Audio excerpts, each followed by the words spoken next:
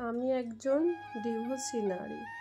আর divorcee নারীদের সমাজের চোখে কী চোখে দেখা হয়, সমাজ, ফ্যামিলি, বাবা মা, আত্মীয়স্বজন, সেটা আমরা অনেকেই জানি।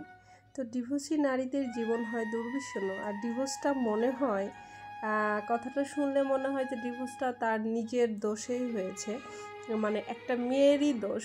হ্যাঁ, ডিভোর্সটা কখনো অন্যের দোষ বা ফ্যামিলির দোষ কখনো এটা মানা হয় না, নিজের দোষে ডিভোর্সটা হয়।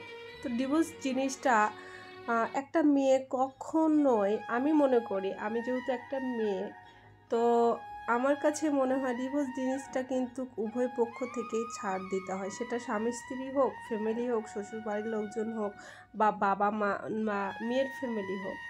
তো যাই হোক, যখন একটা মেয়ে বিয়ে হয়ে আসে পরের সংসারে, সে যেভাবেই হোক না কেন, ফ্যামিলি দিক বা তারা নিজে পছন্দ করে দিক না কেন, কেন আমি এই কথাটা বললাম, কারণ যখন নিজে পছন্দ করে করবেন তখন যেই ঝামেলা হোক না কেন সেটার দায়ভার আপনাকে নিজেকে নিতে হবে।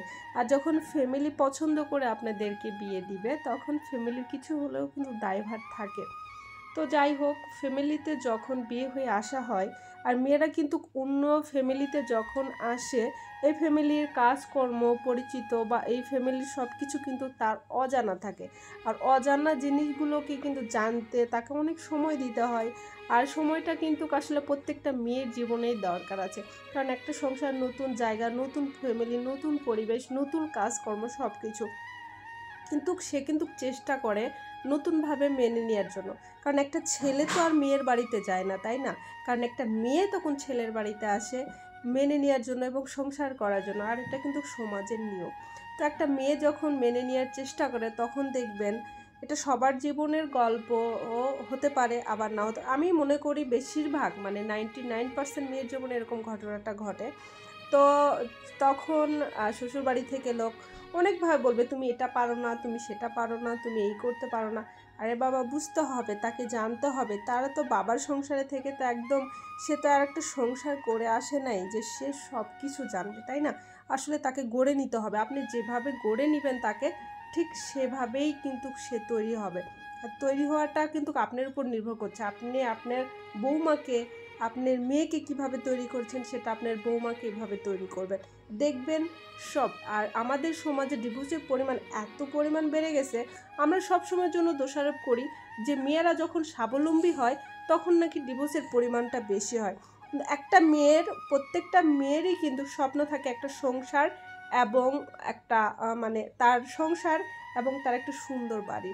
আর সুন্দর বাড়ি আর সংসার, এটা যে টাকার জন্য নষ্ট হয়, সে একদম ইনকাম করে, তার অনেক টাকা পয়সা হয়েছে, কেরিয়ার হয়েছে, এই জন্য যে ডিভোর্স হয় তা কিন্তু না। এটার অনেকটাই দায়ভার থাকে ফ্যামিলির উপরে, যে ফ্যামিলি সেই মেয়েটাকে এভাবে গড়ে নিতে পারে না বা মানতে পারে না। খোঁচা মারা কথা, সবসময়ের জন্য উল্টাপাল্টা কথা, তখনই দেখবেন যে দুই ফ্যামিলি তখন হচ্ছে না। দুই ফ্যামিলির কথা বাদই দিলাম, দুটা মানুষের মধ্যে যখন হয় না, তখনই কিন্তু আমাদের ডিভোর্সটা সিদ্ধান্ত নেয়। কিন্তু এটা কিন্তু সমাজ বোঝে না। সমাজ মনে করে তুই কেমন, আসলে গ্রামের ভাষায় বলি, তুই কেমন মেয়ে যে স্বামীকে আটকাইতে পারলি না, বা ডিভোর্স তোর হয়ে গেল, অবশ্যই তোর ভিতরে কোনো প্রবলেম ছিল। কিন্তু ভিতরটা না কেউই দেখে না।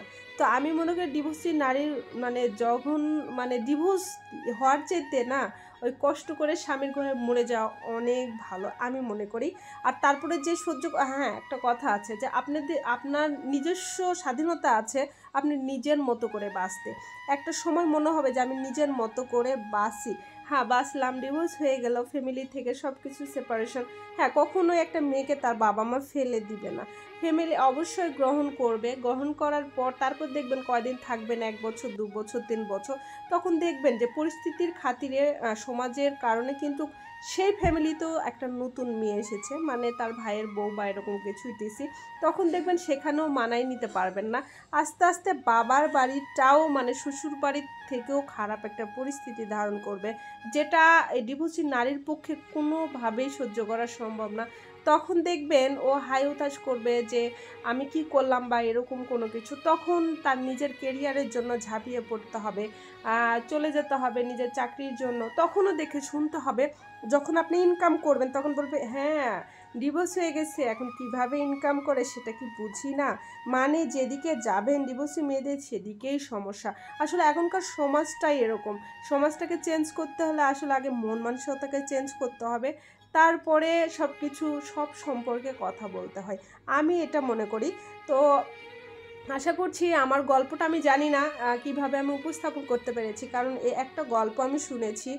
একটা ডিভোর্সি নারীর গল্পটা শুনেছি যে ৩ বছর আগে তার ডিভোর্স হয়েছিল। কিন্তু এই গল্পটা আমি এভাবে উপস্থাপন করি নাই। কিন্তু প্রত্যেকটা মেয়ের আমি উপলব্ধি করেছি যে ডিভোর্স হওয়ার পর মেয়েদের জীবনটা কেমন হয়। সংসার লাইফে ঝগড়া, ঝামেলা, ফ্যামিলিগত প্রবলেম এটা থাকবেই। এটা আমি বলেন, আপনি বলেন, আমার মা-বাবা, শ্বশুর-শাশুড়ি সবার জীবনেই থাকবে। কিন্তু তারপরে এটা মেনে নিয়ে সংসার করে যেতে হয়। আবার কিছু, কিছু টাইমে এটা সহ্য হয় না। এটা সহ্য করার মতো হয় না। এটা আসলে মেইনটেইন করা সম্ভবও হয় না। তো আসলে কি আমাদের সমাজটাকে আগে চেঞ্জ করতে হবে, নিজেকে ঠিক করতে হবে, তাহলে দেখবেন সবকিছু ঠিক থাকবে। আর একটা মেয়ের বলেন, একটা ছেলের বলেন, প্রত্যেকটা মানুষের নিজের মতো করে বাঁচার ইচ্ছা আছে। তো আজকের ভিডিওটা কেমন হয়েছে বলবেন। Tata, bye, by.